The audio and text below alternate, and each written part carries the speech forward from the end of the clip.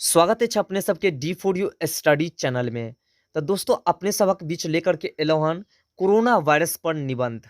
Corona virus पर most important subjective प्रश्न अछि। दो प्रश्न अछि, एक तो कोरोना वायरस पर निबंध आ दोसर का अछि सहशिक्षा पर निबंध। तो अपने सब वीडियो में एंड तक जरूर बनल रहबै। तो चलू देखे छे की सब लिखल छे और की सब पढ़बाक छे और कोन सब कहै छे कोरोना वायरसक संबंध।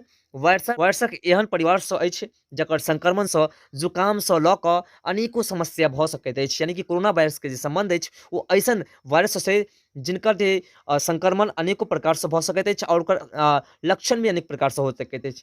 एही वायरसक संक्रमण दिसंबर में भेल छल। WHO के मुताबिक बुखार, खांसी, सांस लेबे में दिक्कत एकर लक्षण अछि। सब केओ के अच्छी तरह से पता अछि कि एकर लक्षण की अछि, कियाक तऽ ऑलरेडी सरकार द्वारा जे छै पूरी तरह से एकर वर्णन कयल गेल छला। ओहिके बाद कहल जाइत अछि कि वायरसक संक्रमण दिसंबर में भेल छल। WHO के मुताबिक बुखार, खांसी, सांस लेबे में दिक्कत एकर लक्षण अछि। ई वायरसक सबसे पहिने चीन में अपन पैर पसारलक। यानी कि कोरोना वायरस आयल सबसे पहले चीन में आयल और वहीं पर सबसे पहले फैलल। ओहिके बाद धीरे धीरे दोसर का देश में प्रवेश करलक। तकर बाद दोसर देश में मानव से मानव संक्रमित भऽ पहुँचल। कोरोना वायरस में पहिने बुखार होइ छै, तत्पश्चात सूखल खांसी आ सांस लेबे में परेशानी होम लगैत अछि।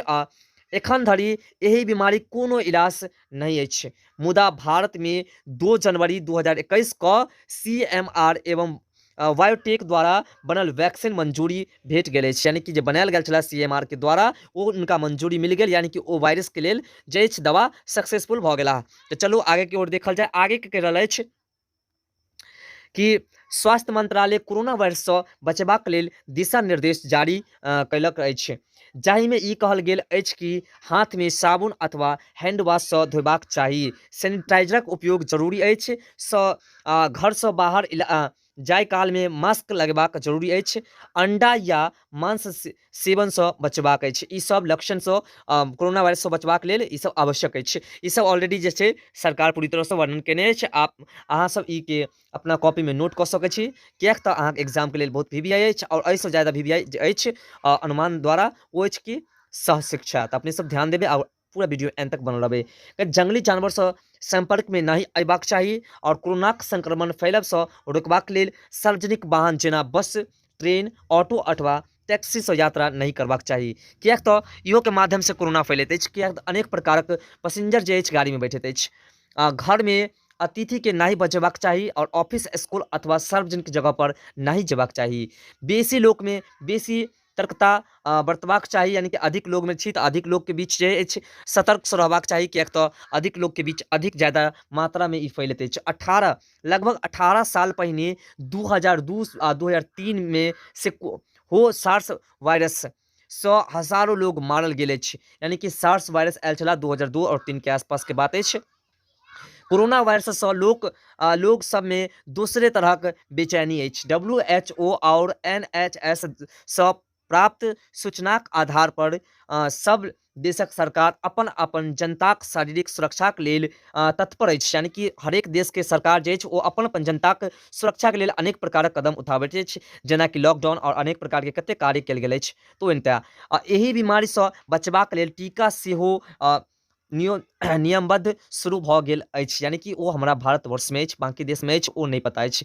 तो ई छल अहाँके कोरोना वायरस पर। अब चलू देखल जाए छै एगो और निबंध अछि, ओकरो ध्यानपूर्वक देखबै और जे अछि इनका अपना कॉपी पर नोट भी कऽ सकै छी। यहाँ पर कहै छै सहशिक्षा, जे कि बहुत आवश्यक प्रश्न अछि।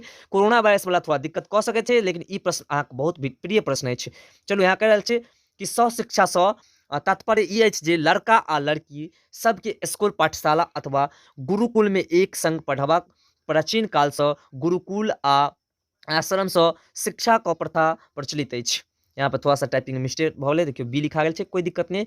यानी कि गुरुकुल से ही परंपरा बनल अछि कि लड़का और लड़की दोनों के एक साथ शिक्षा प्रदान कयल जाओ।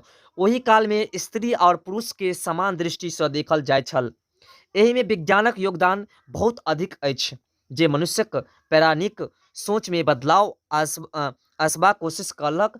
सहशिक्षाक समर्थन में बहुतेरे विचार प्राचीन अछि, जे विचार के आगे प्रकट कयल गेल अछि। अहाँ सब ध्यानपूर्वक देखबै कोन कोन विचार अछि। पहिल विचार अछि कि उदासीनताक कारण सँ छात्रगण अपन पठन पाठन और भविष्य के प्रति अपन ऊर्जा के अधिक सँ अधिक केंद्रित कऽ सकैत अछि। आ दोसर कारण अछि किछु लोग सभक धारणा अछि जे सहशिक्षा आर्थिक दृष्टि सँ बहुत अधिक उपयोगी अछि। बिल्कुल ई बात सब पर विशेष ध्यान देल गेल अछि और यही कारण अछि बनल। अगला अछि जे तेसर नंबर कि एहि सँ परस्पर आपसी समझ बढ़त अछि जे हुनका लोकनिक गृहस्थ जीवन में उपयोगी सिद्ध होइत अछि। इहो बहुत आवश्यक। और अगला जे चारिम अछि हुनको पर ध्यान देबै, बहुत इम्पोर्टेंट बात छै। तऽ चारिम में कहै छै एहि सब माय बाप के कम कठिनाई उठेबाक पड़ैत छनि। भारत में रूढ़िवादी परंपराक कारण सँ बदलाव आसान नहीं अछि, मुदा स्कूली स्तर सँ पैघ स्तर में आनला सँ एकरा आसान बना सकैत अछि। यानी कि जे प्राइमरी स्कूल से चला ओकरा अगर उच्च स्कूल में पैघ में लायल जाए तो कुछ तो परिवर्तन जरूर हेता। अगर तुच्छ मानसिकता के दूर कऽ हमरा लोकनिक एहि सँ लाभ उठा सकैत छी। यानी कि जे सोच बुरी सोच अछि ओ सब बाहर निकल कऽ कुछ अच्छी सोच की ओर हमरा लोकनिक बढ़बाक आवश्यकता अछि, वो सहशिक्षा के अंतर्गत अबैत अछि। ओनही नो सहशिक्षा आब सने सने सामाजिक मान्यता प्राप्त कऽ लेलक अछि और जाहि कारण सँ एकरा वापिस नहीं लौटा सकैत छी। आधुनिक प्रगतिशील समाज में आब लड़की सभक शिक्षा पर विशेष ध्यान देल जाइत अछि। ओहिके बाद फोर सँ ओहि पर ध्यान देबै अपने सब।